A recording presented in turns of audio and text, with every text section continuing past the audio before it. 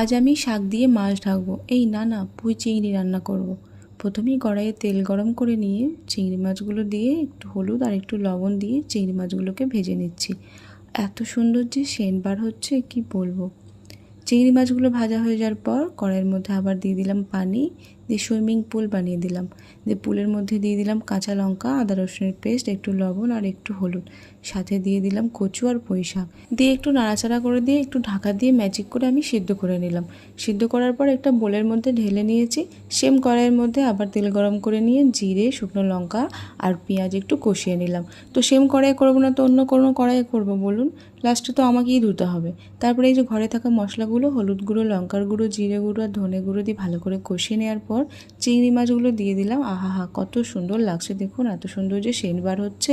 তারপরে এই সিদ্ধ করা পুঁই শাক আর কচুটা দিয়ে একটু নাড়াচাড়া করে হয়ে গেল আমার পুঁই চিংড়ি মানে শাক দিয়ে মাছ ঢাকা।